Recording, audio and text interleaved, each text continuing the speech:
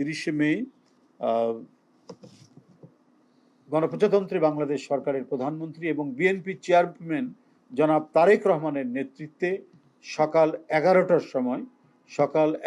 সময় শহীদ রাষ্ট্রপতি জিয়াউর রহমানের মাজারে পুষ্পস্তবক অর্পণ এবং ফাতিহা পাঠ করা হবে। ফাতিহা পাঠ এবং পুষ্পার্ঘ্য অর্পণ করা হবে শহীদ রাষ্ট্রপতি জিয়াউর রহমানের মাজারে। এই উপলক্ষে ইতিমধ্যেই পোস্টার প্রকাশ করা হয়েছে এবং বিভিন্ন অঙ্গ সহযোগী সংগঠনগুলো তারা পোস্টার করবেন, আলোচনা সভা করবেন। অলরেডি অনেকেই আলোচনা সভার তারিখ দিয়ে গেছেন এবং যে সমস্ত পেশাজীবী সংগঠন আছেন তারাও কর্মসূচি গ্রহণ করেছেন। ভোর 6টায়, আগামীকাল ভোর 6টায় নয়াপল্টনস্থ কেন্দ্রীয় কার্যালয়ে দলীয় পতাকা অর্ধনমিতকরণ ও কালো পতাকা উত্তোলন করা হবে এবং সারা দেশে এই দলীয় পতাকা অর্ধনমিতকরণ এবং কালো পতাকা উত্তোলন করা হবে। প্রতিটি কার্যালয়ে, সারা দেশে বিএনপির যত কার্যালয় আছে প্রত্যেকটি কার্যালয়ে দলীয় পতাকা অর্ধনমিতকরণ, মানে হাফ মাস্ট।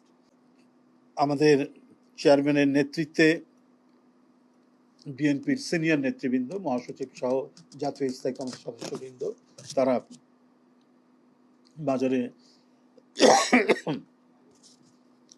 পুষ্পার্ঘ্য নিবেদন করবেন। আমি আগেই বলেছি, ফাতিহা পাঠ করবেন এবং সারা দেশব্যাপী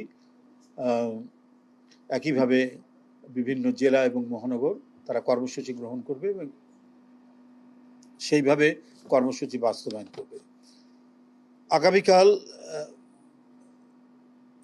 সকাল 11টায় শহীদ রাষ্ট্রপতি জিয়াউর রহমানের মাজারে ফাতিহা পাঠ শেষে মাননীয় প্রধানমন্ত্রী মহানগর উত্তর এবং দক্ষিণের বেশ কয়েকটি স্পটে তিনি সেখানে বস্ত্র এবং শুকনো খাদ্য বিতরণ তাদের উদ্যোগে করবেন। সেখানে তিনি নিজে সেই বস্ত্র বিতরণের এবং খাদ্য বিতরণের কর্মসূচিতে অংশগ্রহণ করবেন। আমার মনে হয় যে প্রতিটি উত্তর দক্ষিণের প্রতিটি কনস্টিটিউয়েন্সিতে একটি করে স্থান করা হয়েছে, একটি জায়গা করা হয়েছে, সেইখান থেকে তারা করবেন এবং এটার লিস্ট আপনারা পেয়ে যাবেন।